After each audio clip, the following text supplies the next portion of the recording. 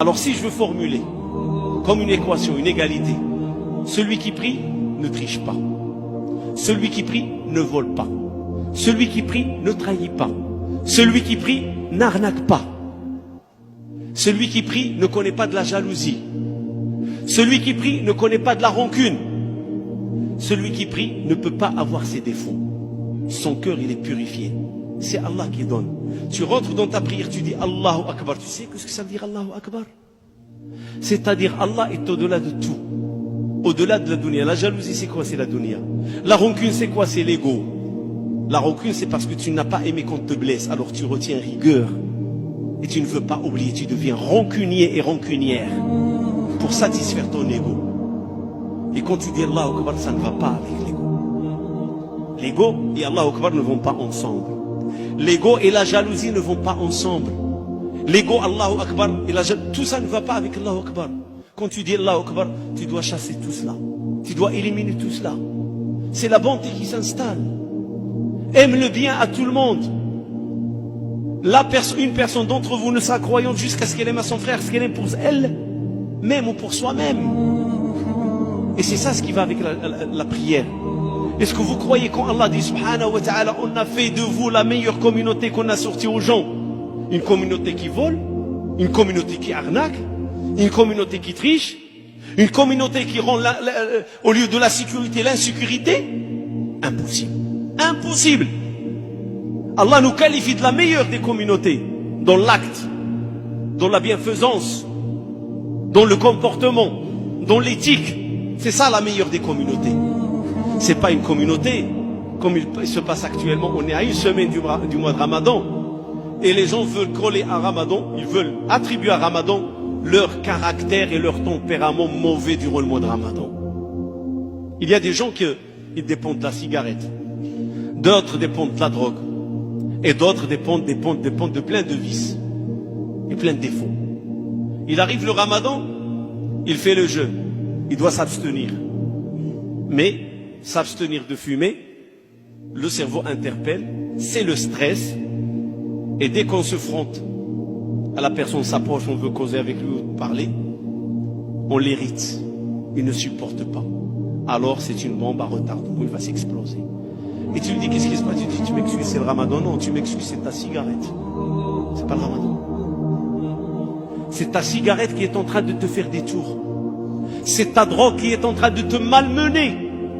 C'est ta chicha qui est en train de te ruiner. Et ainsi de suite, et ainsi de suite. Alors ne dis pas le Ramadan. Le Ramadan, il est là pour te purifier. Le Ramadan, il est là pour te donner de la force de caractère, à te contrôler. Le Ramadan, il est là pour te dire, apprends, quand quelqu'un te provoque, tu dis Allahumma inni sa'im. Dieu sait que je suis à jeun. Tu fais le rappel. Tu pars pas comme celui qui a fait cette semaine ou deux, Rotmassan, avec leurs motos et leurs fusils tirés dans l'air, terroriser les gens. Et c'est quoi? C'est le Ramadan. Je sais pas, c'est quoi? C'est le diable, ça, c'est pas le Ramadan. Et pourtant, Allah nous dit le diable est enchaîné. Le paradis, les portes sont entrouvertes. L'enfer est fermé. Et qu'est-ce qui arrive? Voilà. Et après, on va dire la meilleure des ummas qu'on a fait sortir aux gens. Quelqu'un va me dire, mais l'imam, on n'est pas concerné. Oui, akhoya, on est concerné. Ne crois pas qu'on n'est pas concerné. Se taire devant le mal, c'est le cautionner. Et plusieurs fois, je répète ce raisonnement. Parfois, les parents se plaignent. Ils disent, Masha'Allah, j'ai une fille qui était dans la droite, elle fait ses prières, Masha'Allah. Et maintenant, ça y est, cette fille, elle est finie. Je ne sais pas qu'est-ce qu'il en est. Qu'est-ce qu'on lui a fait? Alors je lui pose la question. Il dit par exemple, mon fils, il était un bon étudiant, il avait des bons résultats, des bons bulletins, arrivé au lycée, il est devenu un voyou. Je sais pas, c'est la mauvaise œil. Non, c'est pas la mauvaise œil. Je vais te dire c'est quoi. On n'a pas pratiqué la règle, ordonner le bien et désordonner le mal.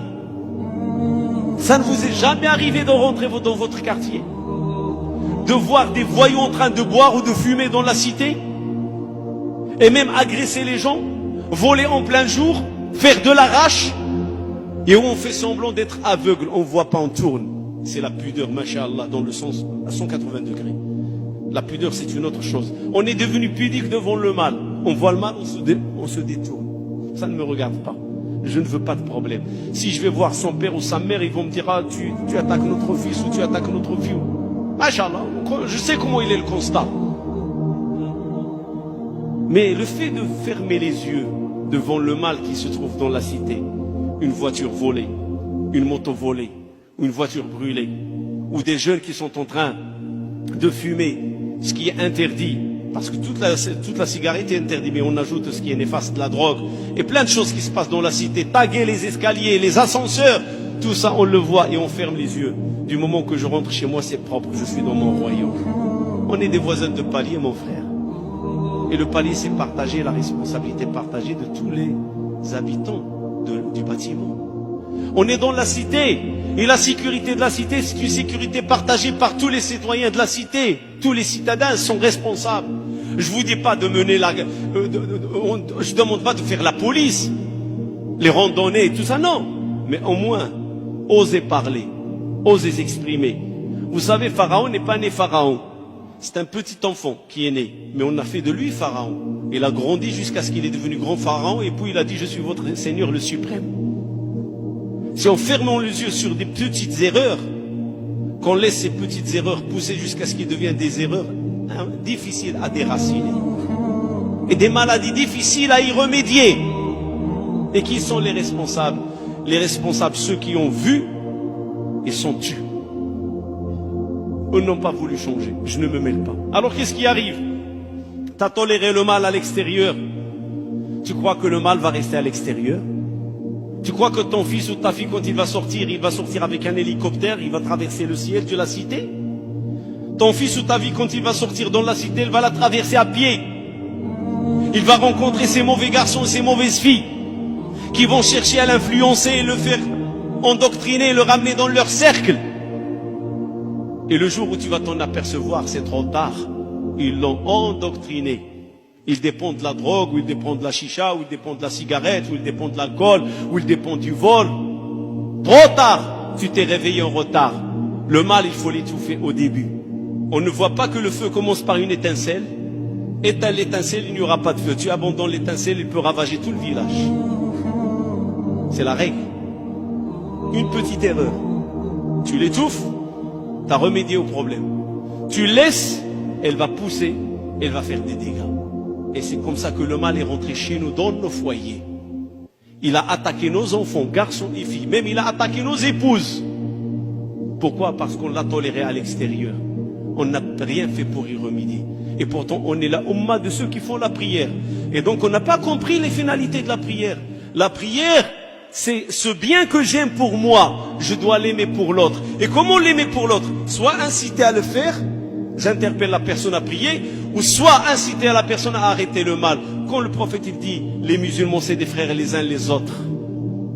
Et il a dit, oh, porte secours à ton frère, juste ou injuste. Sahaba, ils ont dit, on sait comment lui porter secours quand il est juste. Mais comment lui porter secours quand il est injuste? Il a dit, taper sur sa main. Empêchez-le de faire l'injustice. C'est ça le rôle de la Ummah. Et c'est cette Ummah, c'est cette communauté qu'on peut dire que ces mosquées, ça sert à quelque chose. Que ces imams, ça sert à quelque chose. Et aller à la mosquée, ça sert à quelque chose. Et prier, ça sert à quelque chose. C'est ça le but de la prière. C'est une lumière en moi, c'est une lumière dans ma mosquée, et c'est une lumière dans ma cité, et c'est une lumière chez moi parmi ma famille. Et si je n'arrive pas à faire de la prière cela, c'est que je n'ai rien compris à la prière. Le prophète sallallahu alayhi wa sallam, il a dit, ne faites pas de vos foyers des tombes. Comment ça? On fait de nos foyers des tombes, prophète d'Allah? Oui, si vous ne priez pas, c'est des tombes. Si vous ne ramenez pas cette prière chez vous, c'est des tombes. Et ce langage qu'on est en train de faire aujourd'hui, de répandre, c'est un langage qui doit se répandre chez nous, dans nos familles. Il ne doit pas rester ici à la mosquée. Moi je parle, vous vous entendez, mais on doit le faire sortir à l'extérieur de la mosquée. C'est comme une lumière, tu la prends, comme une torche. Une torche, il ne donne pas la lumière qu'autour d'elle. C'est tout l'environnement. Et la prière, Allah subhanahu wa ta'ala, pardon, le prophète sallallahu alayhi wa sallam, il dit, As-salatu nour.